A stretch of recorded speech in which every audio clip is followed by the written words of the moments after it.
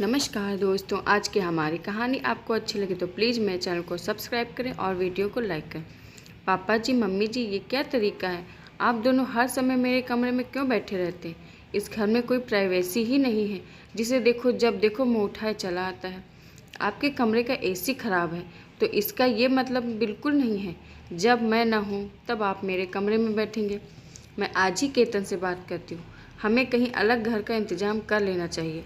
आयुषी जैसे ही kitty party से घर लौटी और देखा कि उसके सास ससुर दोनों आराम से एसी चलाकर बैठे हैं, रामायण देख रहे हैं, ये देखते ही उसका पारा गर्म हो गया और उसने उन्हें अपमानित कर दिया। बहू के मुंह से ऐसे अपमानजनक शब्द सुनकर विनोद जी और उनकी पत्नी उर्मिला जी की आंखों में आंसू आ गए। उर्मिला जी अपना अपमान तो बर्दाश्त कर लेती थी, लेकिन पति विनोद जी का अपमान असहाय था, इसलिए बोल दी।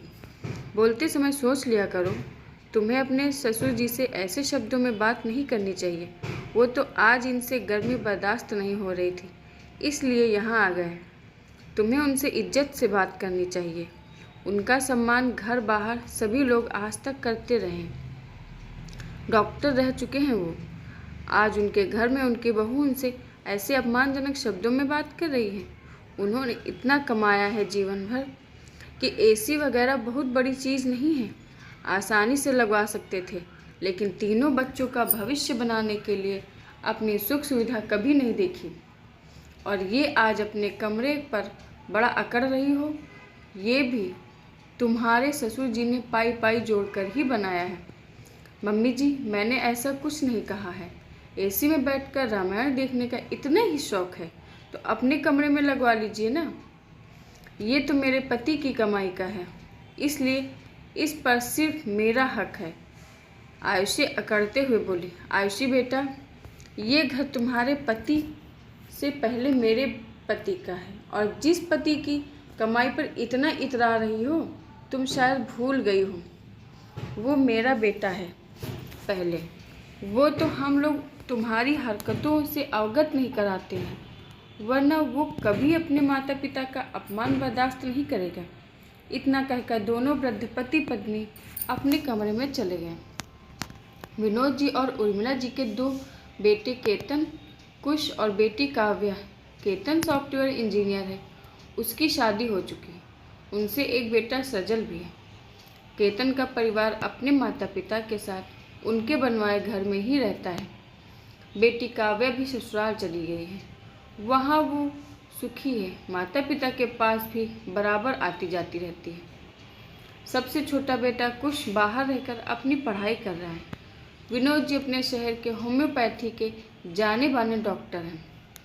उनकी मेडिकल सुपरवाइजर की सरकारी नौकरी भी है और अपना क्लिनिक भी खोल रखा है, जहाँ वो अस्पताल से आने जाने के बाद बैठते हैं। शहर में अच्छी खासी हैसियत बनाई है उन्होंने।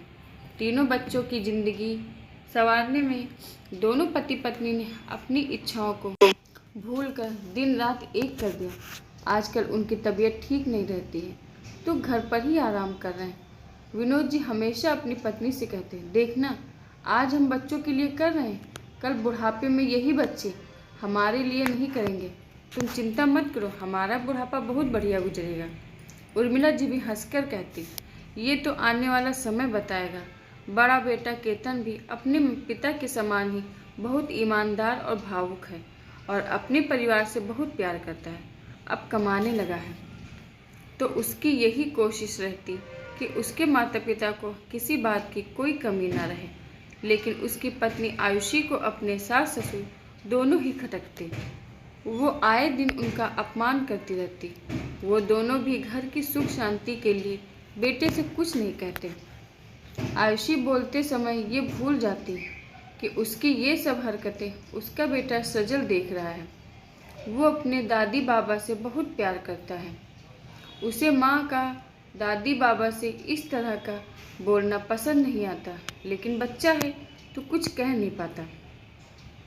एक दिन उसने अपने पिता केतन से रात में पूछा, पापा आप अपने मम्मी पापा से प्यार नहीं करते क्या? मैं दुनिया में सबसे ज़्यादा प्यार अपने माता पिता से ही करता हूँ, क्योंकि वो मेरे लिए भगवान से पहले आते हैं।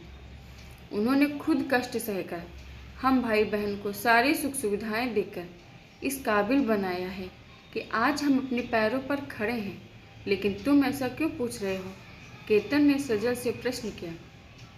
अगर आप अपने मम्मी पापा को प्यार करते हैं तो फिर मम्मा को क्यों नहीं डांटते कि वो उनसे ऐसी बात न किया करें? क्या किया आपकी मम्मा ने?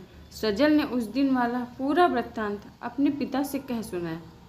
केतन सजल के मुंह से ये सब सुनकर दंग रह गया कि वो समझता था कि उसकी पत्नी उसके माता पिता की इज्जत करती है, उनकी देखभाल करती है, लेकिन वो तो उनके साथ दुर्व्यवहार कर रही है। उसने तुरंत आयुषी को आवाज़ लगाई और पूछा, सजल क्या कह रहा है? उस दिन तुमने मम्मी पापा को अपमानित करके अपने कमरे से बाहर निकाल दिया।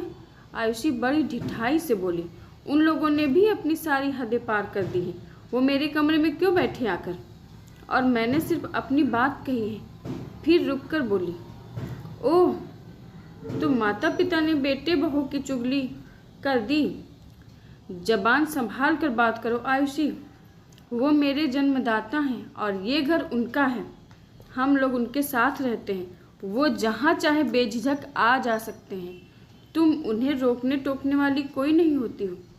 अगर तुम्हें इतनी ही परेशानी है उनसे तो तुम कहीं भी जा सकती हो, लेकिन मैं अपने माता पिता को वृद्धावस्था में अकेला छोड़कर कहीं नहीं जाऊंगा। और एक बात हमेशा याद रखना, सजल तुम्हारी हर बात नोट करता है। कल को कहीं ऐसा ना हो कि वो भी तुम्हारे साथ वही करे जो तुम आज मेरे बूढ़े माता पिता के साथ कर रही हो। इंसान को उसके बुरे कर्म सूद समेत वापस मिलते हैं।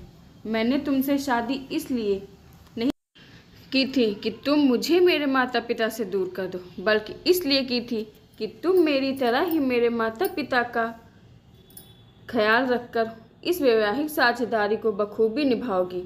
मुझे उनसे दूर नहीं करोगी, बल्कि अपने सेवा भाव से और भी पास ले आओगी। केतन, मुझे माफ़ कर दो, मुझसे बहुत बड़ी गलती हो गई। आगे से मैं कभी भी ऐसा नहीं करूँगी। और सजल बेटा, प्लीज़ तुम भी अपनी मम्मा को माफ़ कर दो।